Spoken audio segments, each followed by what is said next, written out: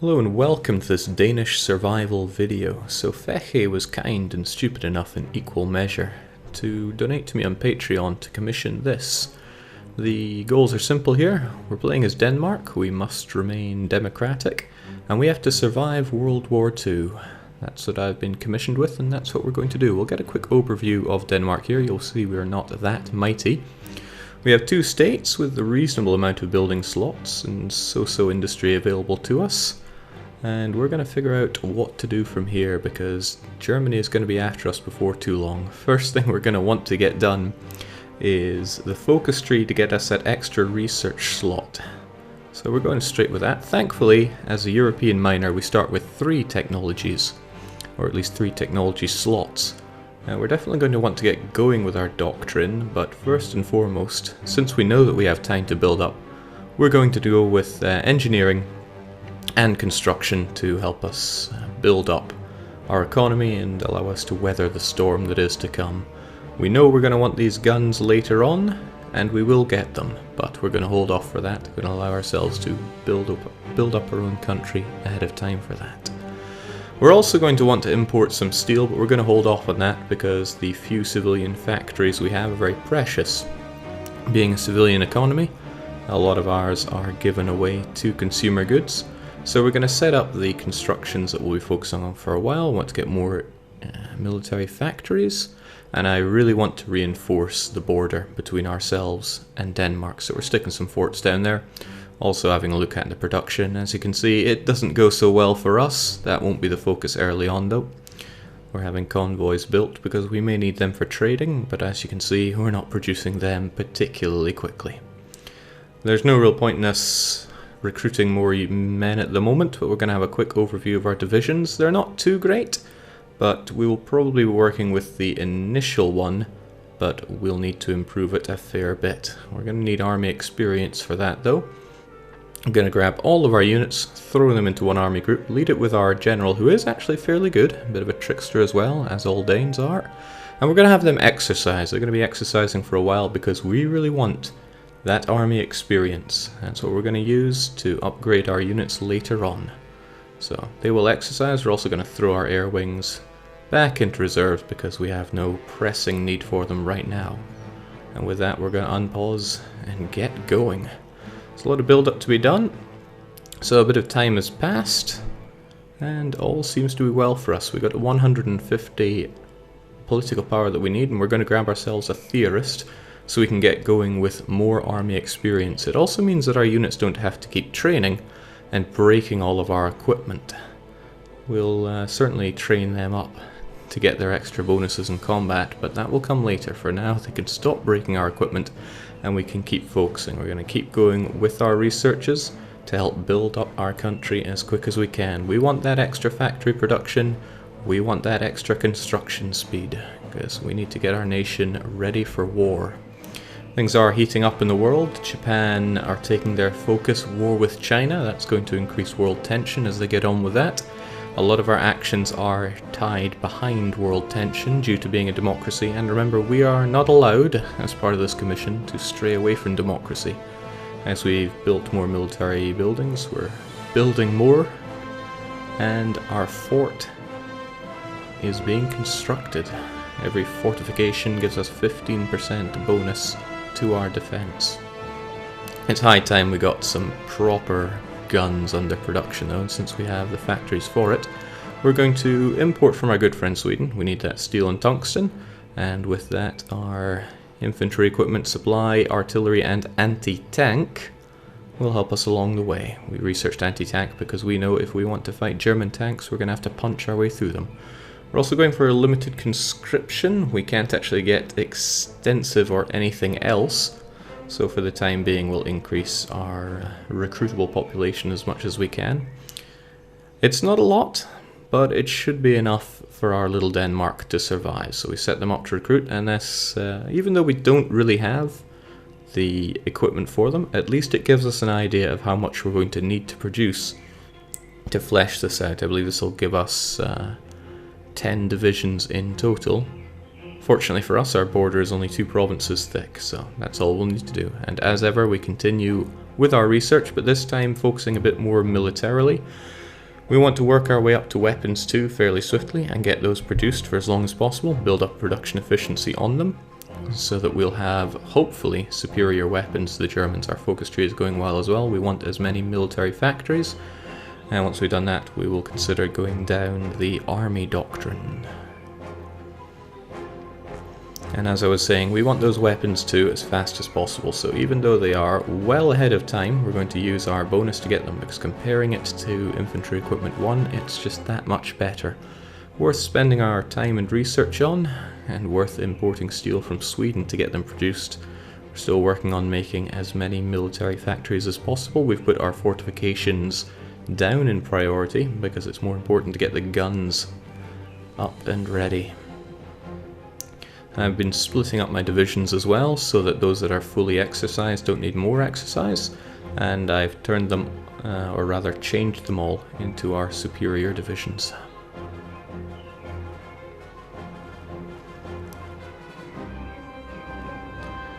So taking the units with them all trained up and smacked them along the Danish border.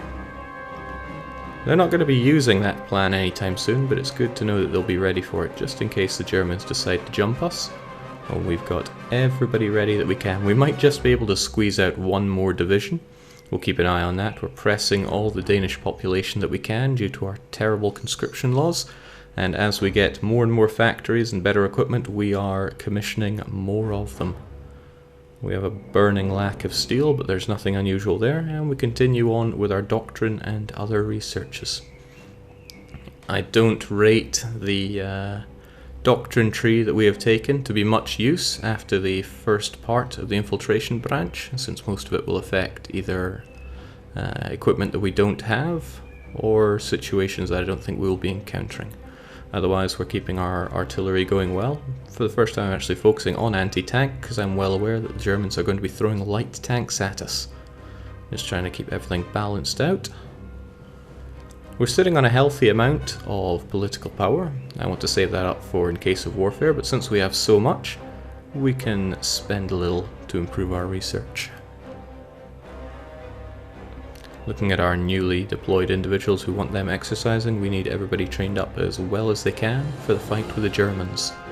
And that fight does seem to be coming, because Germany is getting big and strong. We are playing, of course, with historical focuses on, so we can expect them to, well, absorb Czechoslovakia, Austria and Poland. That has been done. They've spat the land back out to the USSR. And our units are ready for battle. We're still building up that fortification.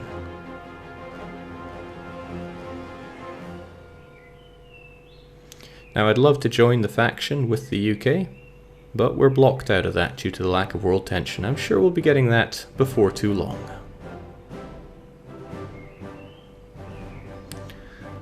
So, interesting event popping up saying that the Germans are interested in Scandinavia and they don't want us to block any of their exports, or rather their imports. Well, sod that, we're going to be spending the political power that we saved up, getting some advisors to help us out with our attack and defense. We haven't focused at all in the air and on the seas. This is going to be completely fought on land. So with world tension as it is, we are going to join that allied faction. Makes sense, we are a democracy, we're not allowed to stray from that. As such, we get to see all the allied battle plans. It also unlocks technology sharing for us, but we have not been going down the Liberty Ethos tree, since that would create complications for us joining factions. We can start on it now though, and we can start considering what to do to the Germans. So I eye up Great Britain here, and I say yes, I will join your war. And now we have to consider what to do with Germany. Well, original idea here is to just stroll in and take our side of the river. This is land that rightfully belonged to Denmark back in EU4, and we're retaking it now. Now, as long as we stay on that side of the river, we shouldn't have anything to fear the Germans. The idea is to take that province and fortify it so that the Germans cannot get into us whatsoever. Of course, plans are subject to change, and the whole world is going off now. World War II has been triggered well and truly. We're still trying to build up more military factories. It's not going to be any use for us to build up that fort in Jutland. That was commissioned just in case the Germans were pressing into us ASAP. So we're going to commission a new one. We can feel fairly cozy on this border, it just depends how heavily the Germans wish to attack into us. But then, sometimes opportunity knocks, and we're willing to answer the door there. The Germans are not pressing the advantage into us, so we're happy to repay the favour and throw our armies against theirs. Encircling the tank we find just north of Kiel, whilst taking Kiel for ourselves. We're slowly going to work down with the very limited numbers we have. I left one division on Copenhagen, just to make sure nothing sneaky gets in there and capitulates us San Salvador style, whilst we use our units to attack and attack. Now, our units here, they have combat width of 20 each and use 2 artillery, whilst having support artillery, support anti-tank and engineers, even recon if memory serves. So they're very good at what they do. They're also well experienced, so they can take on any Germans that get thrown at them. I don't want even that tank breaking through. So it's completely surrounded and destroyed. Our anti-tank is paying off very well. We can see all these allied battle plans. Honestly, they're kind of getting in the way. Don't think we'll need to see those after too long. So we've secured another fairly good defensive front against Germany. The question is just how satisfied are we in that? Going to attack the enemy so they can't move in on us, whilst we set up our new defensive line. We've cut off the one tank that was left behind, and the rest of our units shall jump in to assist with the battle. As I said, one unit left on the capital. We're making sure he's there, sticking him in his own army group as well so he doesn't get mixed in with everything else. As I say, I doubt they'll be going for Copenhagen, but I would hate to lose it and lose everything we're fighting for.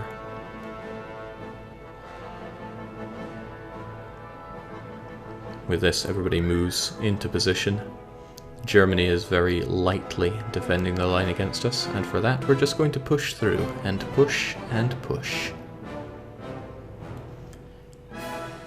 Now we're producing units as fast as we can, and as we take over Germany we'll be making use of their factories. Germany does not have many resources to the north, so we're not unlocking any new amounts of steel, but we can trade away their civilian factories to get more of that wonderful Scandinavian steel and tungsten, and we can go to Americas when Sweden even runs out of it. So we press our attack as and where we can. Since we're using the Grand Plan Doctrine, we get a lot of planning bonus in our battles, a hell of a lot, up to 80% I believe. But Germany is at war with just about anyone they can, barring the Soviets, and we're going to have to hope that France holds out, because they are no doubt swallowing up a lot of the German army. We have to be very mindful of how wide we make our defensive line here, because we only have 10 units to spare here. We can't really go wider than 10 provinces. Almost embarrassingly, I only finally realized that I can pass that better conscription law, and with that we are going to train and train as many units as we can. We cannot deploy them until they get up to 20% of their training. So as soon as they are ready, we shall deploy them in Jutland. Until then, we will hold this line and push wherever possible. Wouldn't mind having set them for myself.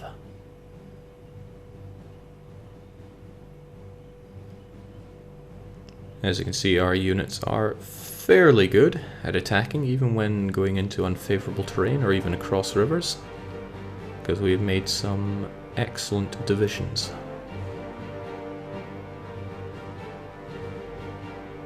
The Germans are no doubt confused at this outburst from the Danes. We're lasting a lot more than the 6 hours they did historically. As we gain more and more of a foothold in northern Germany, we're also creating an area for other allies to come in and throw their units to. Those allies won't be so aggressive, and their units no doubt not quite as good as superior Greater Danish units, but they will at least help fill in the gaps in the front line. As we continue to push and push, things look brighter for us, although the Germans start adding more and more units to their defensive line against us. But we've got the 20% training that we were needing there. It's causing a great lack of all of our equipment though. We've even got weapons 3, we used ahead of time bonus to get that.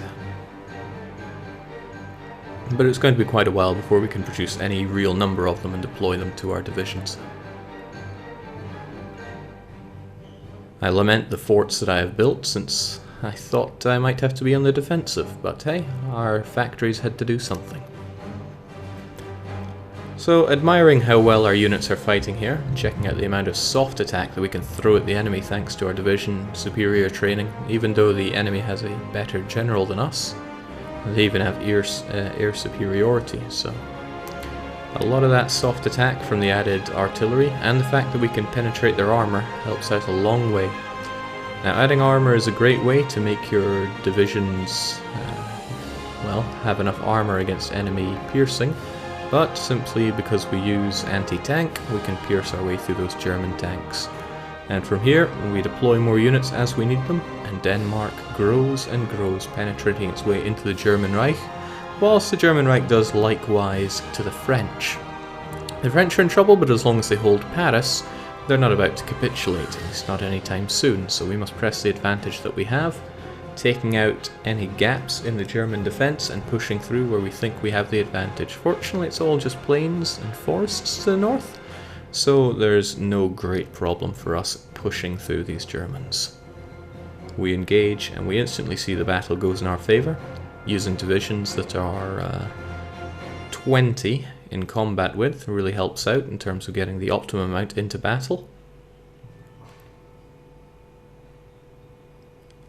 And wherever possible we just push and push, making sure to use our plans to get that superb planning bonus, which is inflated thanks to our grand battle planning doctrines, which we didn't even complete all the way through, we only did about half of it. Really, any of the doctrines would work here if we'd gone for mobile battle doctrine or mass assault. We could have been getting extra recruitable population, very useful for the Danes. And superior firepower is the jack of all trades, would help in soft attack rather a lot.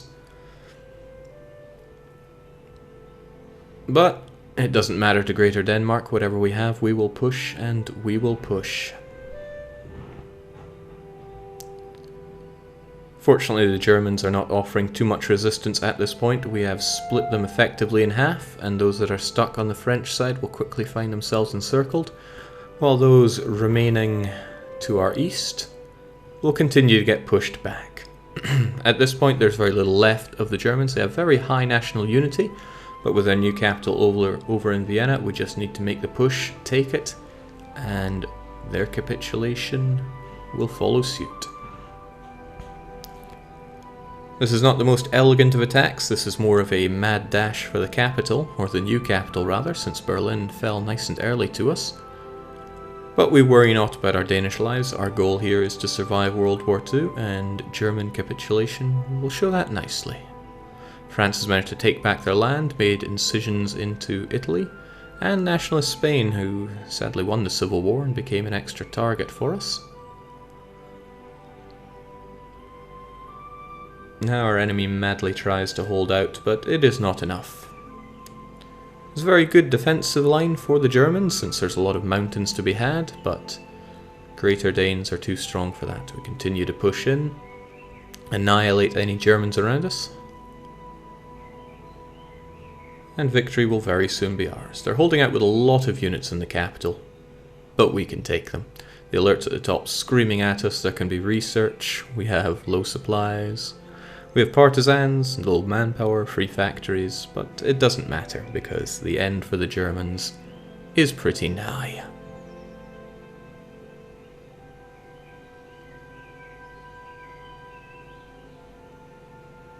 We might be low on supply and attacking into town, but that doesn't matter. The enemy has the same problems with supply. In fact, the enemy has far more problems. A lot of the units we have are fairly green since they were just deployed as quickly as we could manage. But we needed numbers to fill up our gap. And thanks to superior Greater Danes, victory is ours. Denmark has no doubt survived World War II, whilst remaining completely democratic, and as part of the Allies. The war still continues in other places, but I think it's safe to say that Denmark has survived this ordeal. So, cheers for commissioning this one, Feche. Hope you liked it. And from me, cheers and cheerio.